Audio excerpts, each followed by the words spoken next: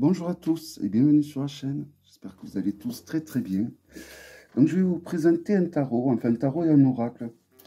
C'est deux jeux que vous pouvez utiliser ensemble, qui ont été créés par le même artiste, qui sont sortis depuis un moment. C'est des jeux auto-édités, qui ont été créés donc par Jessica Sound. Ils sont très durs à trouver. Ils étaient pendant longtemps très durs à trouver. Et alors quand j'ai fait mon vlog sur mes jeux mythologiques préférés, j'ai oublié de présenter ces jeux, alors que ça reste quand même mes jeux de... Ça reste mes chevaux de bataille quand même, ça reste mes deux jeux favoris vraiment de tout ce que j'ai. Et donc je voulais faire une vidéo rien que pour eux, parce qu'on trouve, c'est des jeux qu'on trouve au Royaume-Uni. Alors que moi à l'époque, il avait fallu que je commande, je crois, en Nouvelle-Zélande, et ça avait mis 9 mois pour arriver chez moi. Là, ça arrive en 3 semaines, hein, même pas. Et j'avais eu des frais de douane incommensurables. Voilà, donc je sais que c'est des jeux qui, quand ils seront plus édités, vont coûter très très cher. Donc c'est pour ça que je voulais les présenter tant qu'ils sont encore disponibles. Alors ils sont quand même chers à l'achat. C'est des auto-édités, peut-être qu'ils doivent coûter pas loin de 100 € chacun. Mais si c'est pas plus même. Mais il faut savoir que c'est des jeux qui vont coûter bien plus cher après une fois qu'ils seront plus édités. Hein. On arrivera à des prix pas loin des 1000 €. Donc voilà, donc si ces jeux vous intéressent, n'hésitez pas à vous dépêcher. Alors moi, évidemment, je les ai mis dans une très jolie boîte en bois. Hein. Ils méritent ça, je pense. Hein.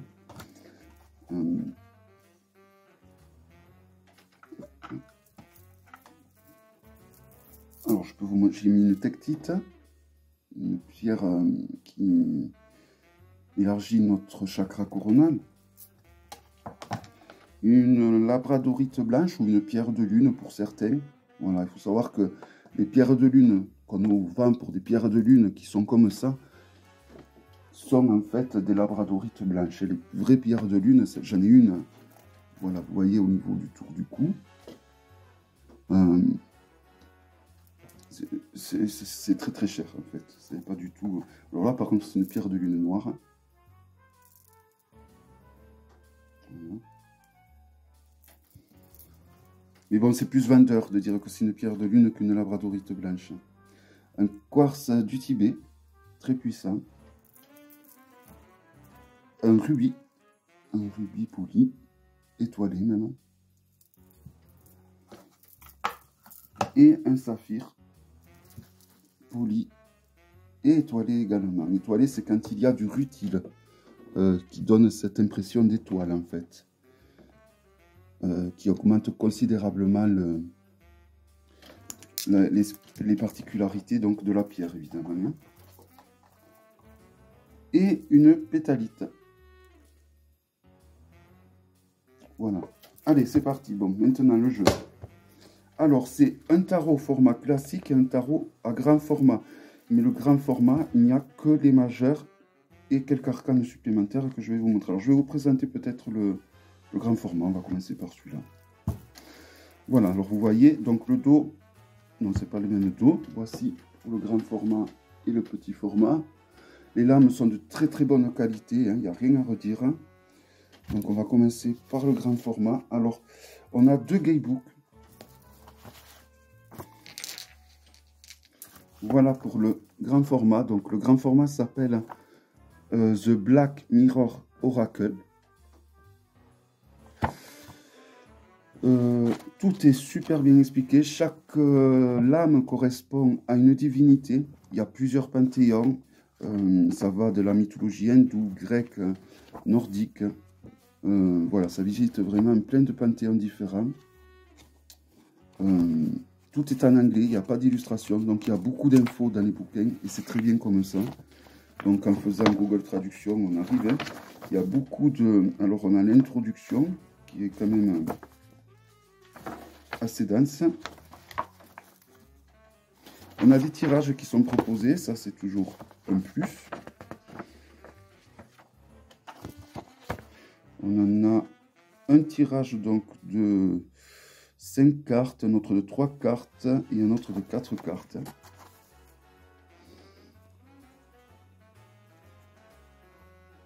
Voilà.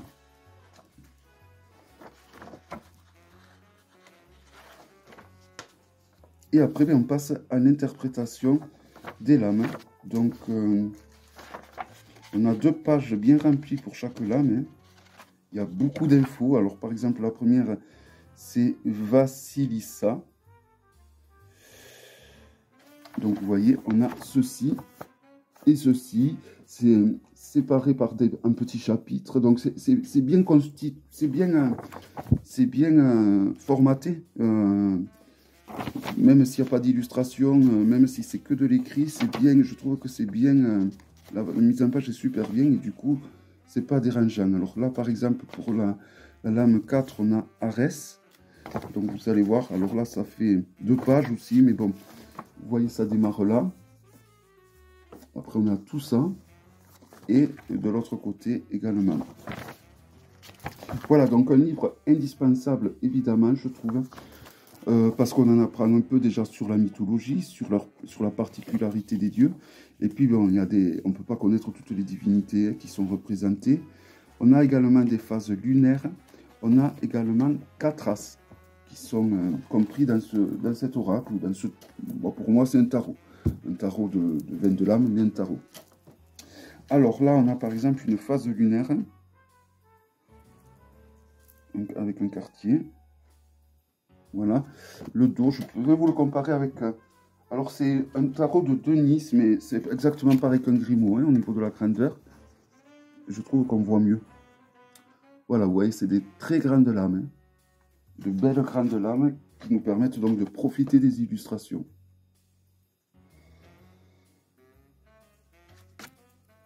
Voilà, donc là, apparemment, il y a les cartes lunaires en premier. Hein. Donc, elles sont au nombre de 4, si je me souviens bien. Donc, vous avez toutes les infos en dessous. Hein. Voilà, donc il y a 4 cartes lunaires. Voilà. Ensuite, on a des planètes également. Donc, je vais peut-être les séparer pour que ça soit mieux. Je l'ai vite fait.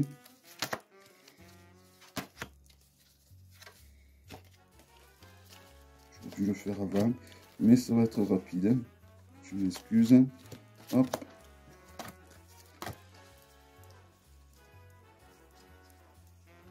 Voilà.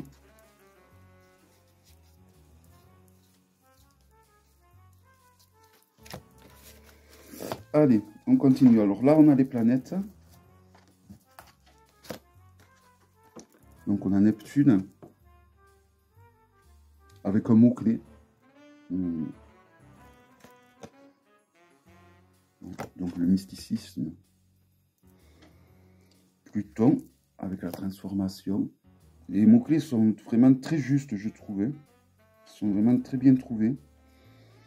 Évidemment la Terre.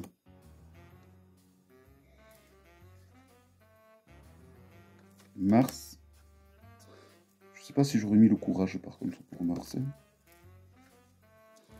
Le Soleil. Mercure.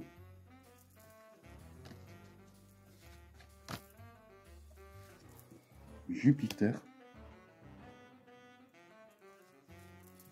Uranus. Saturne. Et on finit les planètes donc avec Vénus. Voilà. Donc déjà, ça fait quand même pas mal de lames hein, qui se rajoutent au tarot, aux 22 lames du tarot. Ensuite, on a les 4 as qui sont joliment illustrés, je trouve. Alors, on commence avec l'épée. Et donc, vous avez l'élément qui va avec, donc en l'occurrence l'air. La coupe pour l'eau. La terre pour le denier. Et le feu pour le bâton. Voilà, je trouve que les as sont magnifiques. Et après, donc, on passe aux lames majeures. Avec des dieux que vous allez connaître plus ou moins. Alors là, on a Sekhmet, donc déesse égyptienne. Diana, qui, voilà, je sais plus du tout. Alors les c'est les déesses grecques. Donc une qui Itis, la naissance, si je me souviens bien. L'autre, la vie, l'autre, la mort. Celle qui coupe. Circé. Le Sphinx. Elle a mis 5 ans pour créer ce tarot. Ilios, c'est des aquarelles. Hein. Hécate. Donc Hécate pour l'ermite. C'est pas mal aussi. Aradia pour le monde. Donc on a le numéro en haut hein, pour savoir sur quel arcane majeur on est. Pour le pape, on a Odin. Voilà, le 5 donc. Skadi, ça me dit quelque chose aussi. Je crois que c'est des divinités nordiques, hein, mais je ne suis pas non plus. Kali, la maison Dieu. Vélès en 15, pareil, ça aussi c'est une divinité nordique. Je dis nordique parce que ça englobe plusieurs mythologies. Et je sais pas trop vraiment laquelle. Hein. Baba Gaia, pareil, hein, pour le chariot, c'est assez bien trouvé, je trouve, sur son balai. Voilà, les illustrations sont magnifiques, vraiment. Vassilissa. Alors celle-là, par contre, c'est celle que je connais le moins. La Fée Morgane. Perséphone. Alors les amoureux, c'est super bien trouvé. On a la lune et le soleil. Ils sont dans une grande étreinte. Isis, pour l'impératrice.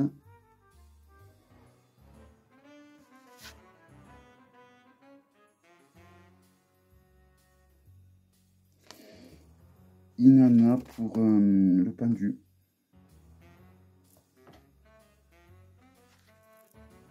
Arès pour l'empereur, le dieu de la guerre, donc.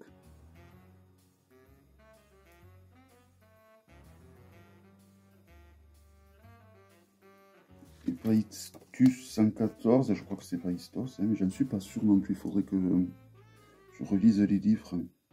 Et alors là, un nom très compliqué à prononcer, évidemment. Et alors en plus, j'ai pas les lunettes. Ereshkigal. Donc c'est un ange de la mort. Donc qui incarne très bien, évidemment, la non nommée.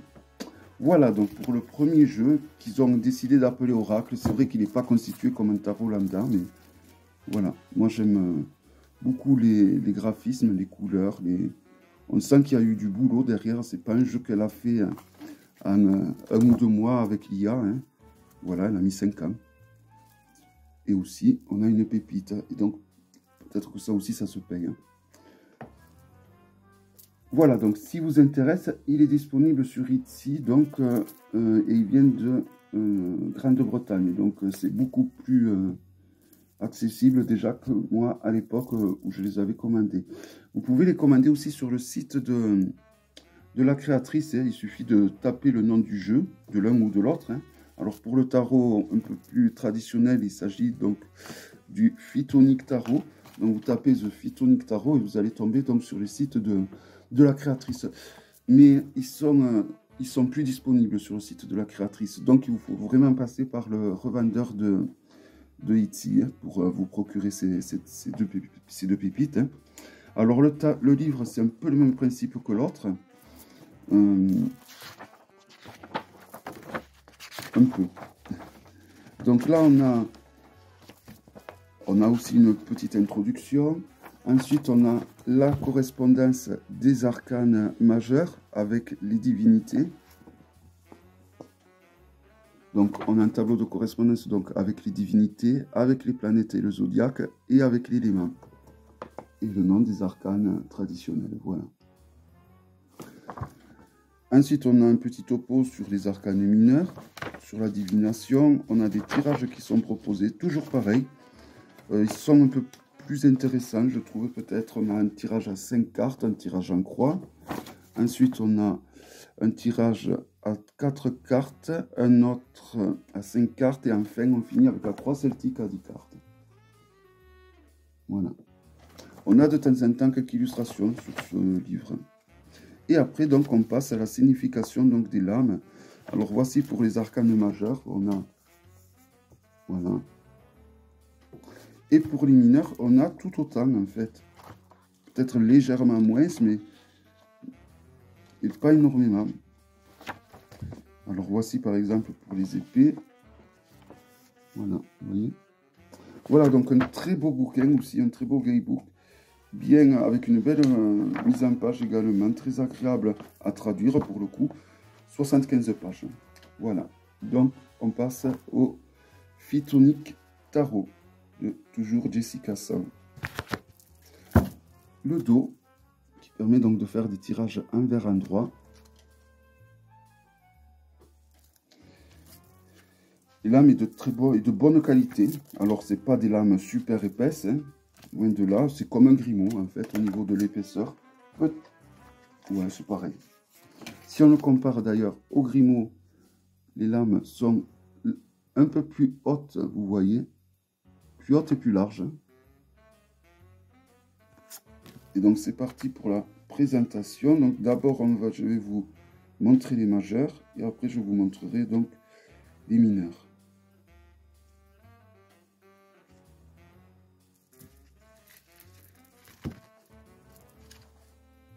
Alors, on a l'empereur. Donc, en 4. Alors, pour savoir la correspondance, il faut aller sur le livre de correspondance. Alors, attention, ne pas confondre. Sur le premier tarot que je vous ai présenté, cette illustration correspond à Arès. Et là aussi, d'ailleurs. Voilà, donc c'est Arès. Alors, certaines illustrations sont reprises, mais d'autres non. Hein. La non-nommée. Alors, la non-nommée, à l'autre, on avait le fameux ange de la mort. Hein. Comme j'ai dit, bon, c'est pas du tout un ange. Alors là, on a Thanatos, qui est sous forme féminine, donc du sommeil, je crois, ou de la mort. C'est soit du sommeil ou de la mort.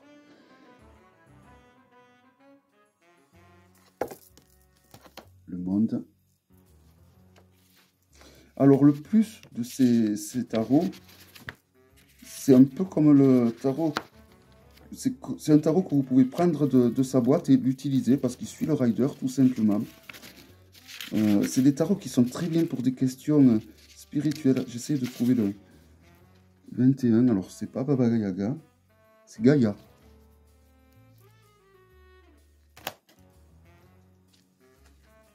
La papesse ou la grande prêtresse Sélénée. Voilà, donc c'est vous pouvez vraiment le sortir de la boîte et l'utiliser. Alors ça, c'est pas Kali, malgré les apparences. C'est pas du tout Kali. Au début, j'ai cru parce qu'elle tirait la langue. Et c'est vrai que si on le compare à l'autre lame de l'autre jeu, où là, c'est Kali, il y a des différences. Et alors là, donc, on a la tour. Iris. La déesse de la destruction. C'est très bien trouvé également. Hein. Le jugement. Voilà, donc le fait qu'il y ait le nom traditionnel des lames dessus, voilà, comme je vous dis, vous pouvez le sortir de la boîte, celui-là, et l'utiliser direct. L'autre aussi, remarque. Hein. Bon, après, c'est toujours plus d'en connaître un peu plus sur la mythologie, parce que vous pouvez rajouter les particularités des dieux. Car les dieux mythologiques ont beaucoup de névroses comme nous humains, donc c'est toujours intéressant de savoir leurs particularités. Mais si des fois on n'a pas envie de se prendre la tête, voilà, on peut l'utiliser comme un tarot lambda, et pour le plaisir des yeux, parce que les illustrations, moi je les trouve somptueuses. Alors après, c'est toujours personnel, mais voilà, des jeux qui ont été peints comme ça sur plusieurs années, quand on atteint les 5 ans de peinture pour créer un tarot, évidemment, il y a une puissance au niveau divinatoire que n'a pas un tarot qui est fait à l'IA. Voilà, même si on le retravaille après. Voilà, là on a vraiment une pure pépite, je trouve.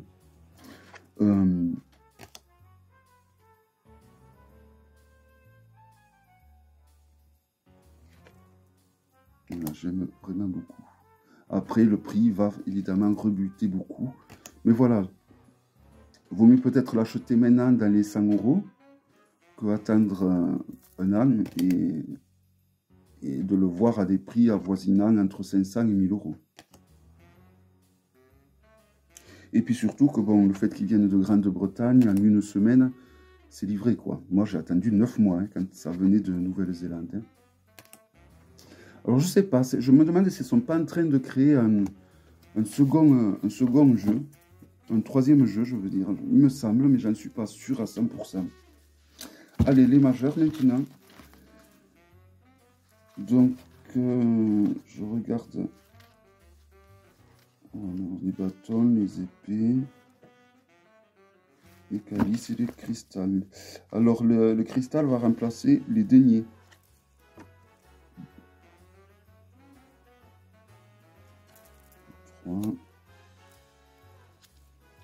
Le roi de bâton. Magnifique, hein. Non, vraiment, c'est le 9 de bâton.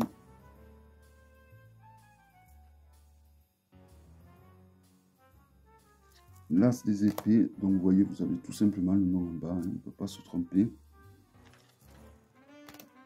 Et donc, c'est un jeu qui va très très bien pour toutes les questions de type spirituel, je trouve.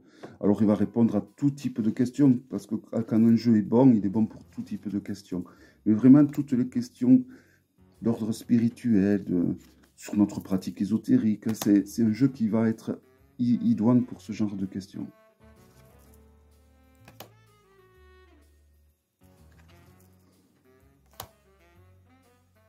Alors après, c'est moi le ressenti et ce que j'ai construit avec ces deux jeux. Hein.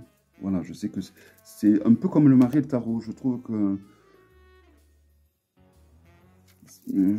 les tirages souvent que je fais et les questions que je pose au Mariel Tarot sont souvent très proches des questions que je peux poser à ces deux tarots.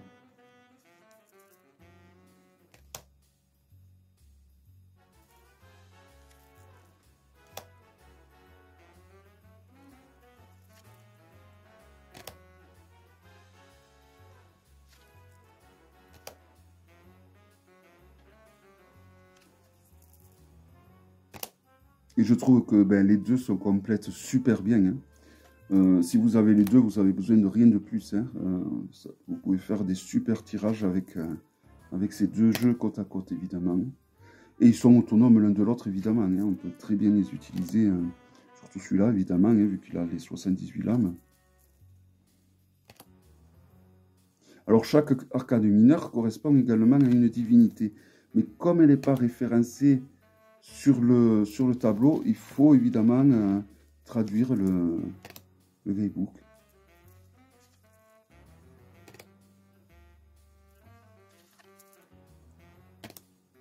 Alors, si quelqu'un a ce jeu et a traduit les guidebooks, je suis vraiment preneur. Surtout, enfin, l'un ou l'autre, remarque. Hein. Bon, moi, c'est vrai que je le traduis au fur et à mesure, mais bon, quand je l'utilise, mais c'est pas du tout pratique. Hein.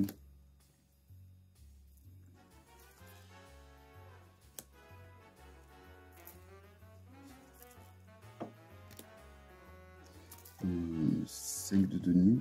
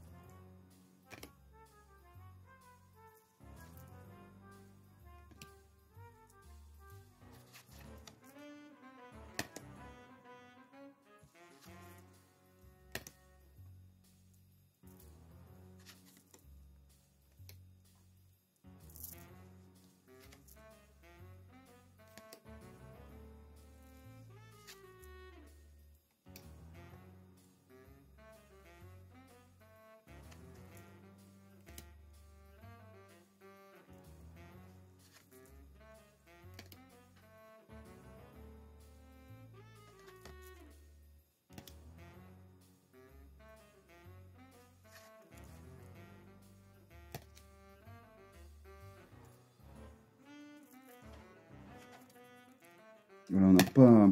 Alors pour le 2 bâton, ça peut faire penser à une lame pipe, là, avec qui n'est pas illustrée, mais on a tellement de symbolisme et de détails que bon, ça c'est au-delà qu'un pipe. Puis bon, elles sont très minoritaires quand même. Hein.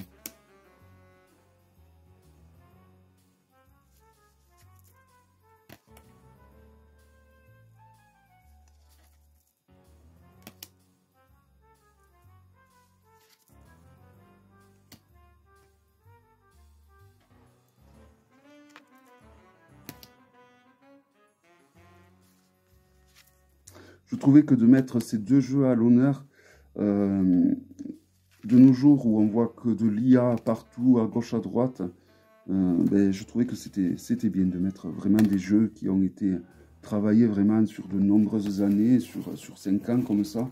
Alors, c'est le premier qu'elle a mis 5 ans pour le peindre, et le second, elle a dû mettre bon, tant de temps, même plus. Hein. Voilà. Donc, comme je vous ai dit, si vous êtes intéressé, n'hésitez pas à aller faire un tour sur Etsy. Donc, je vous mettrai la... Alors, je peux vous mettre éventuellement... Je vous mettrai quand même la présentation que j'avais éventuellement fait à l'époque de ces 2 jeux. Et voilà, donc c'est le The Black Mirror Oracle et le The Phytonic Tarot. Donc, c'est des tarots qui ont un coût, mais c'est des tarots qui se suffisent à eux tout seuls. Vous pouvez utiliser ensemble et qui sont très puissants, je trouve. Voilà, j'espère... Hein, que cette vidéo vous aura plu. Je vous donne rendez-vous à très bientôt pour une prochaine vidéo. Bye bye.